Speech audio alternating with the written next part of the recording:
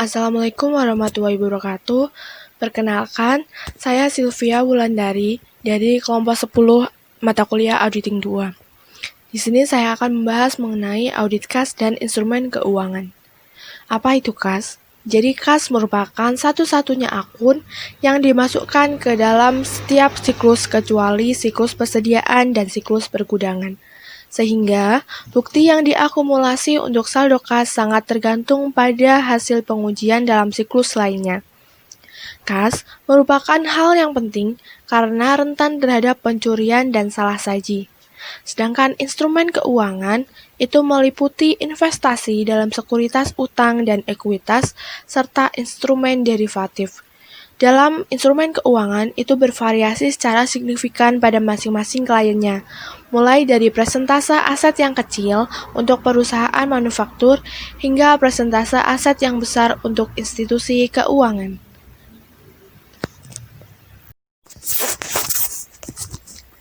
Dalam audit kas dan instrumen keuangan, terdapat beberapa jenis akun kas dan instrumen keuangan, yaitu yang pertama ada akun kas umum.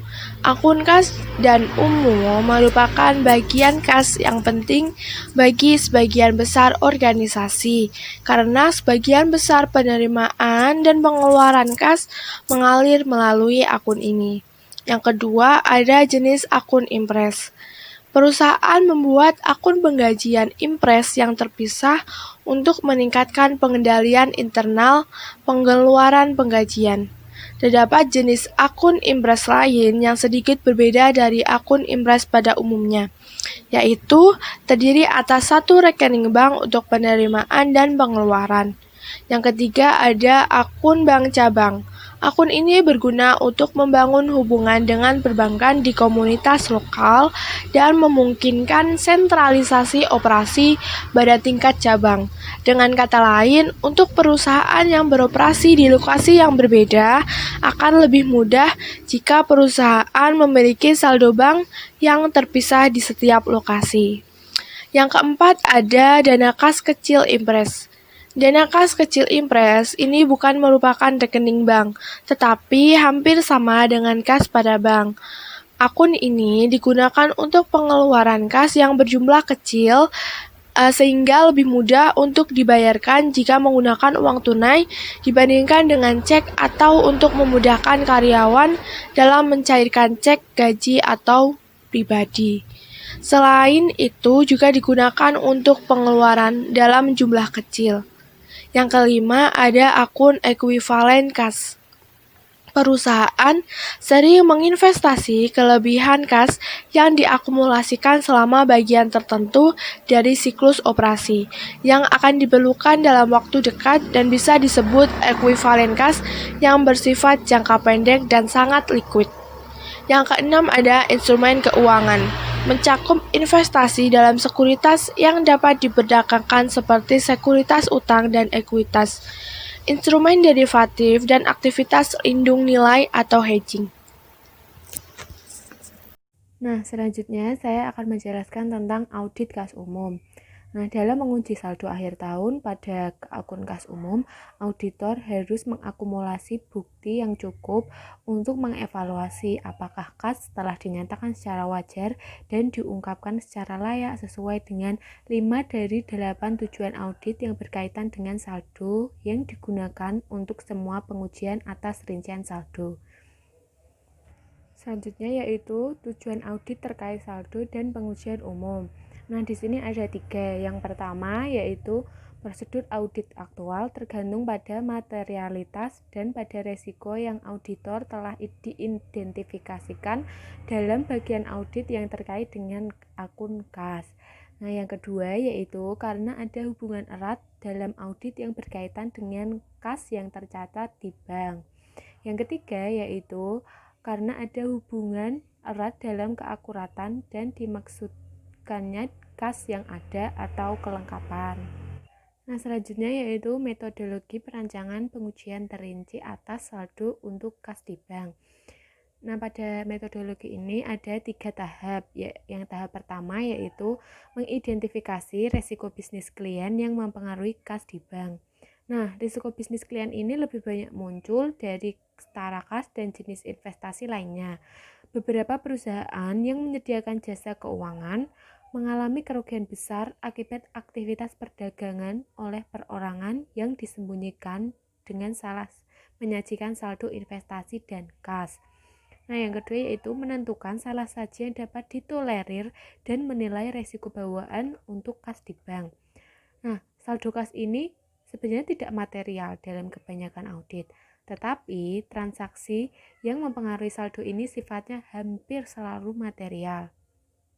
Oleh karena itu, sering terjadi kesalahan-kesalahan salah saji yang ditemukan pada audit kas ini. Selanjutnya masih di tahap 1, yang terakhir yaitu menaksir resiko pengendalian untuk kas di bank. Nah, pembagian internal terhadap saldo kas akhir tahun dalam akun umum dapat dibagi menjadi 2 kategori. Yang pertama yaitu pengendalian terhadap siklus transaksi yang mempengaruhi pencatatan, penerimaan, dan pengeluaran kas. Yang kedua yaitu rekonsiliasi bank independen. Nah, pada bagian ini kita bisa mengaitkannya dengan SA 315 tentang pengendalian internal.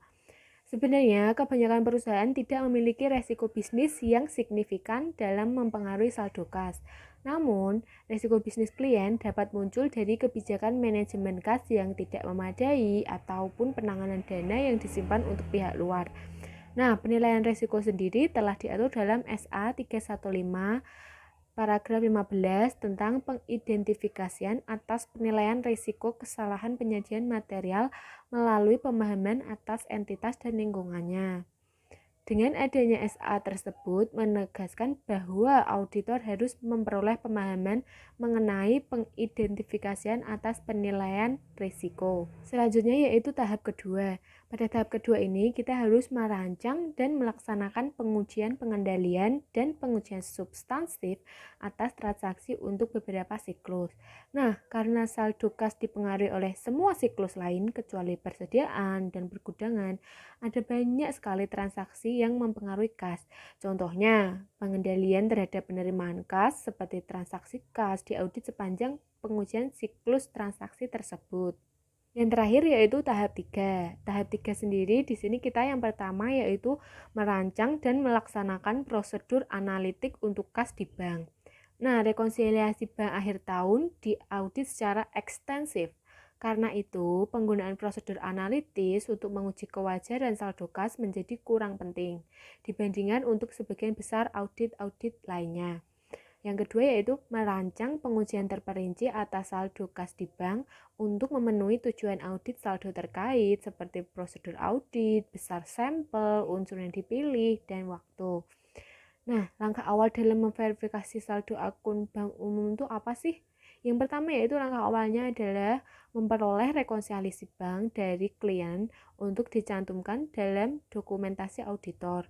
Untuk mengaudit kas di bank, auditor memverifikasi apakah rekonsiliasi bank yang diterima dari klien tersebut sudah benar atau belum. Selanjutnya, saya akan menjelaskan tentang 3 prosedur standar audit untuk setiap audit. Nah, yang pertama yaitu penerimaan konfirmasi bank. Walaupun tidak diharuskan oleh standar auditing, biasanya auditor meminta penerimaan konfirmasi langsung dari setiap bank atau dari institusi keuangan lainnya di mana klien melakukan bisnis, kecuali ada sejumlah besar akun yang tidak aktif. Yang kedua yaitu penerimaan laporan pisah batas bank. Laporan pisah batas bank atau biasa disebut cut-off bank statement adalah laporan bank periode parsial dan cek yang dibatalkan terkait. Salinan slip deposit dan dokumen lain yang tercantum dalam laporan dikirimkan langsung oleh bank ke kantor akuntan publik. Tujuan dari laporan pisah batas bank ini adalah untuk memverifikasi item rekonsiliasi pada rekonsiliasi bank akhir tahun yang disusun oleh perusahaan. Nah, yang terakhir yaitu pengujian rekonsiliasi bank. Nah, auditor menguji rekonsiliasi bank untuk menentukan apakah personil klien telah membuat rekonsiliasi bank dengan cermat dan tepat dan untuk memverifikasi apakah saldo bank yang tercatat milik klien sama dengan jumlah yang ada di bank, jumlah aktual yang ada di bank. Nah, SA yang terkait dengan konfirmasi yang saya bicarakan di atas tadi adalah SA nomor 500 A paragraf A18. Nah, SA ini mengatur tentang konfirmasi eksternal. Nah, pada audit kas umum yang dimana di dalamnya juga termasuk akun kas bank saat akan diaudit, pasti auditor akan mengumpulkan bukti-bukti audit berupa bukti transaksi. Salah satunya bisa diperoleh melalui bank yang bersangkutan. Nah, untuk menguji apakah bukti transaksi yang ada di perusahaan sudah valid atau belum, auditor perlu melakukan konfirmasi dengan pihak eksternal yang bersangkutan, di mana dalam kasus ini adalah pihak bank. Nah, selanjutnya saya akan menjelaskan tentang prosedur yang berorientasi kecurangan. Nah, kecurangan sendiri terdapat dalam SA 240 A2. Nah, pertimbangan utama dalam audit saldo kas umum adalah kemungkinan terjadinya kecurangan. Nah, berdasarkan SA tersebut, auditor harus memperluas prosedur audit kas akhir tahun untuk menentukan kemungkinan adanya kecurangan yang material apabila pengendalian internal tidak memadai, terutama pemisahan tugas yang tidak tepat antara penanganan kas dan pencatatan transaksi kas dalam catatan akuntansi, serta tidak ada rekonsiliasi bank bulanan yang disajikan oleh perusahaan. Selanjutnya yaitu prosedur yang berorientasi kecurangan. Nah, prosedur yang dapat mengungkapkan kecurangan bidang penerimaan kas yaitu satu, konfirmasi usaha, yang kedua yaitu penjujian yang dilaksanakan untuk mendeteksi laping, yang ketiga yaitu mereview ayat jurnal buku besar umum dalam akun kas untuk pos-pos yang tidak biasa, yang keempat yaitu membandingkan pesanan pelanggan dengan penjualan dan penerimaan kas selanjutnya, dan yang terakhir yaitu memeriksa persetujuan dan dokumen pendukung piutang tak tertagih dan retur penjualan. Selanjutnya yaitu perluasan pengujian atas rekonsiliasi bank. Nah, jika rekonsiliasi bank dapat dengan sengaja salah saji, maka perlu dilakukan perluasan pengujian atas rekonsiliasi bank akhir tahun. Nah, prosedur dalam pengujian atas rekonsiliasi bank ini sama dengan prosedur atas rekonsiliasi bank biasa, yaitu satu, memulai dengan rekonsiliasi bank sebelum akhir periode dan membandingkannya dengan rekonsiliasi bank akhir periode sebelumnya. Yang kedua yaitu membandingkan semua cek yang dibatalkan, yang tersisa dan slip setoran dalam laporan bank akhir periode dengan jurnal pengeluaran kas dan penerimaan kas. Yang ketiga yaitu menelusuri semua bagian yang tidak jelas dalam rekonsiliasi bank bulan sebelum akhir periode dan jurnal penerimaan dan pengeluaran kas akhir periode. Dan yang terakhir yaitu memverifikasi bahwa semua item rekonsiliasi bank sudah sesuai dengan yang ada di perusahaan dan yang ada di bank. Nah, selanjutnya yaitu bukti kas. Nah, auditor sendiri menggunakan bukti kas untuk menentukan apakah hal-hal berikut di bawah ini akan saya sebutkan ini akan dilakukan. Yang pertama yaitu semua kas yang tercatat telah disetor, yang kedua yaitu semua setoran telah dicatat, yang ketiga yaitu semua pengeluaran kas yang tercatat telah dibayar oleh bank, dan yang terakhir yaitu semua jumlah yang dibayarkan oleh bank telah dicatat.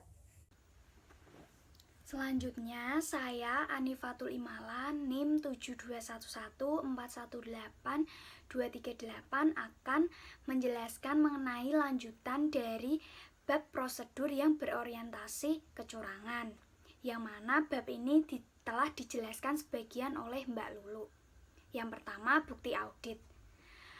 Pembuktian kas atau proof of cash meliputi 4 tugas rekonsiliasi.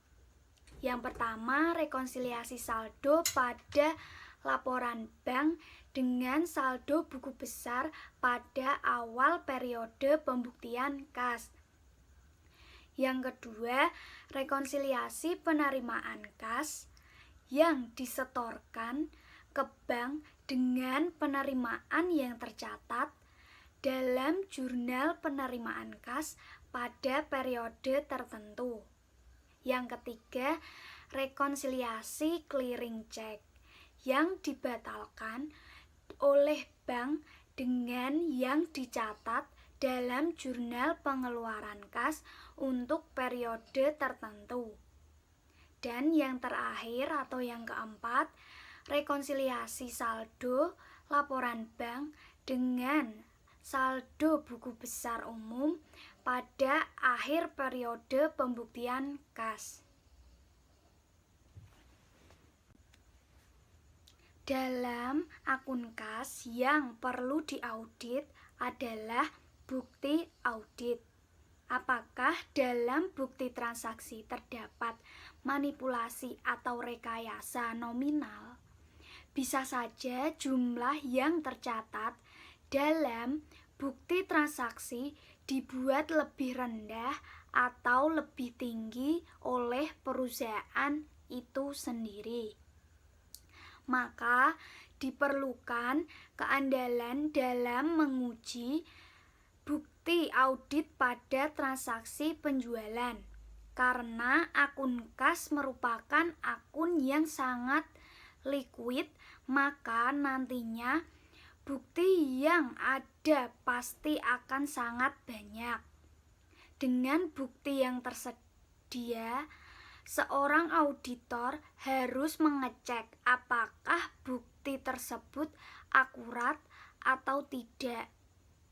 Maka hal ini berkaitan dengan SA 500 A31 tentang keandalan. Kemudian yang selanjutnya, pengujian transfer antar bank. Ada beberapa hal yang perlu diaudit atas jadwal transfer antar bank. Yang pertama, ketepatan informasi pada jadwal transfer antar bank harus diverifikasi. Auditor harus mempertimbangkan informasi pengeluaran dan penerimaan pada schedule kepencatatan pengeluaran dan penerimaan kas untuk memastikan akurasinya.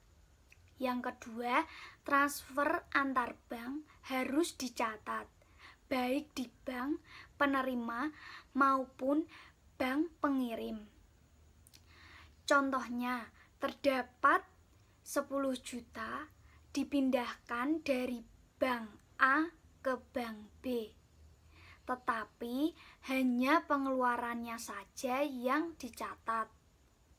Maka ini adalah bukti pencurian uang yang ditutupi. Yang ketiga, tanggal pencatatan pengeluaran dan penerimaan untuk setiap transfer harus dilakukan di tahun fiskal yang sama.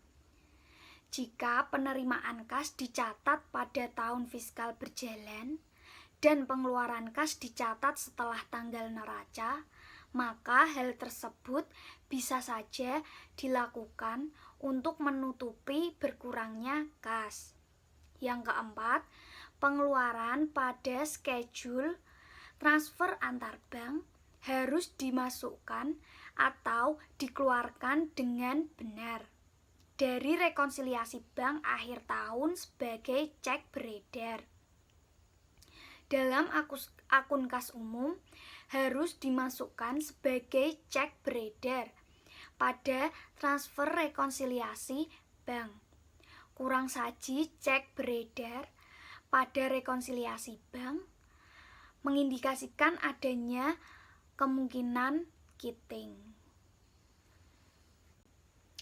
Dan yang kelima atau yang terakhir, penerimaan dalam schedule transfer antar bank harus dimasukkan atau dikeluarkan dengan benar dari rekonsiliasi bank akhir tahun sebagai setoran dalam perjalanan.